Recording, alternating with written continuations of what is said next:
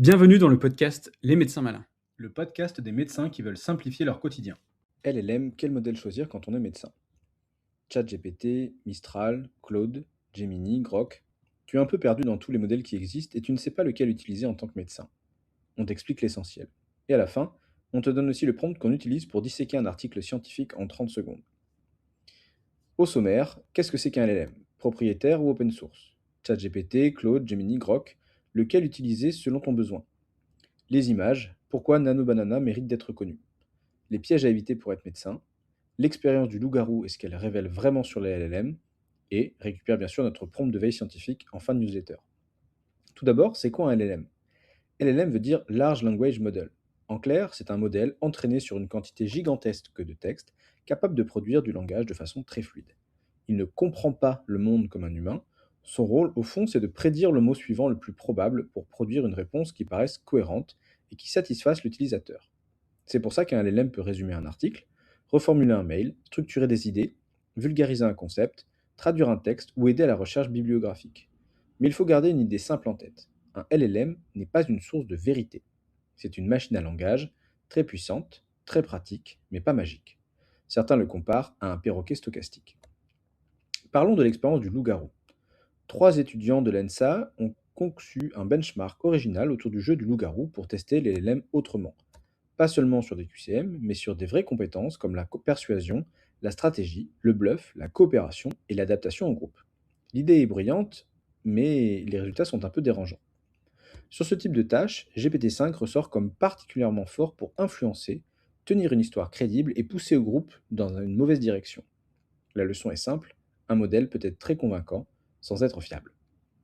Conseil, quand un LLM semble trop sûr de lui, demande-lui ses sources, ses limites ou ce qui pourrait contredire sa réponse. Et il peut quand même se tromper sur ses sources, donc attention. Propriétaire ou open source? On a tendance à tout mettre dans le mot IA. Et pourtant, il existe deux grandes familles. Les modèles propriétaires, ChatGPT, Claude, Gemini, Grok. Des modèles ouverts ou open weight, Llama, Mistral, Qwen, DeepSeek. Pour faire simple, les modèles propriétaires sont les plus faciles pour commencer.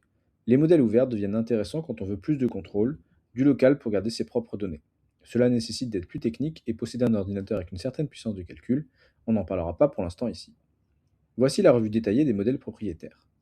ChatGPT, probablement le plus simple pour commencer. Si tu débutes, c'est souvent le meilleur point d'entrée. C'est le modèle le plus connu, le mieux et le plus marketé. C'est le plus polyvalent. Il aide à écrire, reformuler, brainstormer, apprendre, structurer un projet ou clarifier des idées. Si tu dois préparer un mail, résumer un sujet, challenger une idée, générer une image à partir d'un brouillon, c'est souvent un très bon premier réflexe. Claude, très fort pour écrire, travailler sur du long et automatiser certaines tâches. Sa grande force, c'est sa fenêtre de contexte plus large. Tu peux lui faire ingurgiter plus de textes, plus de notes, plus de documents avant qu'il te réponde. Il sera un peu plus performant que ChatGPT ou Gemini pour utiliser l'ensemble des éléments fournis sans les oublier au fur et à mesure. C'est très utile pour retravailler un article conséquent, résumer un long document, harmoniser un style ou garder le fil sur plusieurs versions d'un texte. Il est aussi souvent perçu comme plus fluide, plus propre dans l'écriture et plus rassurant dans son ton. Anthropique met aussi beaucoup en avant une approche plus prudente et plus éthique de l'IA. Honnêteté sur les limites, garde-fous, sécurité et volonté d'éviter certaines réponses problématiques. Cela ne veut pas dire que Claude a toujours raison, mais ça explique pourquoi beaucoup le trouvent plus safe dans certains contextes. Il est aussi extrêmement intéressant pour certaines tâches agentiques, enchaîner des étapes, manipuler des fichiers ou automatiser des petites tâches non sensibles. Mais dès qu'on va vers l'agentique, on entre aussi dans des usages plus techniques. Parlons maintenant de Gemini, très bon pour la recherche et l'écosystème Google. Gemini, de son côté, a un gros avantage, il est porté par Google, qui pousse donc fortement deux usages, la recherche approfondie et la création multimodale. Le système est capable d'intégrer des images, des infographies, des vidéos et même de l'audio. Gemini s'intègre aussi dans tout l'écosystème Google, Gmail, Google Drive, les fichiers et même certains usages sur son smartphone. A noter que on peut parler aussi du notebook LM qui fera l'objet d'une prochaine newsletter, qui est un outil très malin de l'écosystème Google. Son intérêt, c'est qu'il travaille à partir de tes propres sources, PDF, documents, notes, sites web. Tu peux lui poser des questions, obtenir des synthèses et retrouver tes passages sources. Pour un médecin, c'est particulièrement utile pour digérer un dossier documentaire, comparer plusieurs textes ou travailler un sujet à partir d'un corpus précis, ou encore transformer une base documentaire en podcast, en infographie, en carte mentale, etc. On détaillera bien sûr tout ça dans une prochaine édition. Grok, à connaître mais avec un positionnement différent. Grok, c'est le modèle de XAI. qui mérite d'être cité surtout par son accès en temps réel au web et à l'univers de X. Franchement, peu utile pour un médecin, surtout en première intention, surtout pour éventuellement une recherche bibliographique sur un sujet précis. Mistral, le champion français de l'OCR, donc de la reconnaissance de caractère optique, et du RGPD bien sûr. Développé sur la lampe de Molière en partie, le LLM français a le mérite d'être RGPD friendly et de s'en sortir très bien sur la reconnaissance de caractère. Bon, ok, pas encore sur la reconnaissance de l'écriture de nous médecins sur une ordonnance, mais ça viendra. Cela reste une bonne alternative pour qui veut rester local. Et tous les autres. Il existe des dizaines de milliers de modèles, plus ou moins spécialisés, plus ou moins bons. On a cité ici les plus connus, et encore, et on vous fait le tri, mais quand vous serez à l'aise, rien ne vous empêche d'en essayer d'autres. En somme, lequel choisir? Si tu cherches un outil simple et polyvalent, commence par ChatGPT. Si tu cherches à écrire et tu souhaites aller plus loin avec des agents IA et un peu plus de technique, va sur Claude. Si tu veux plutôt travailler sur tes ressources documentaires dans l'écosystème Google, va sur Gemini. Et enfin, si tu veux vraiment du RGPD, va sur Mistral. Et si tu ne veux pas choisir?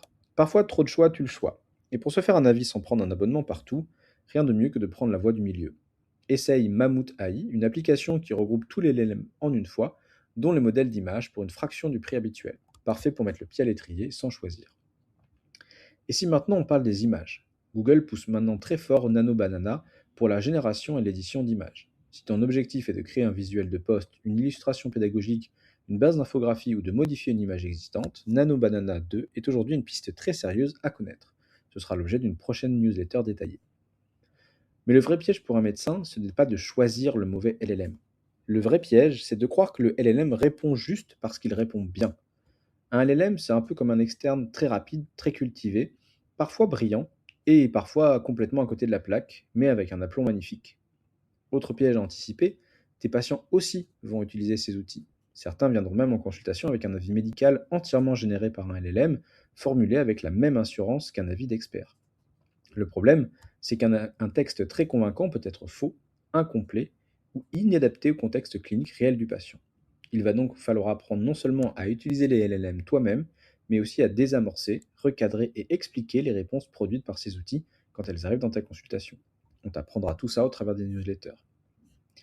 L'astuce du médecin malin, le sniper de veille scientifique. On te l'avait promis, cette édition était volontairement théorique pour poser les bases. Mais comme ton temps est probablement la ressource la plus rare, on termine avec un outil concret. Voici le prompt qu'on utilise pour désosser un article scientifique complexe et en extraire l'essentiel en 30 secondes. Bien sûr, ça ne remplace pas ton jugement d'expert, mais ça peut te faire gagner un temps précieux pour un premier tri intelligent. On a un workflow plus poussé pour plus tard, mais pour l'instant, on commence par ça. Donc le mode d'emploi, tu copies le prompt qu'il y a dans la newsletter, tu le colles dans ton LLM préféré, tu ajoutes l'abstract ou le PDF et tu récupères l'analyse structurée. Pense toujours bien sûr à valider avec ton esprit critique. À bientôt sur les médecins malins. Merci d'avoir écouté cet épisode des Médecins Malins. Pour en savoir plus, vous pouvez nous retrouver en newsletter tous les mardis matins. Le lien est dans la description.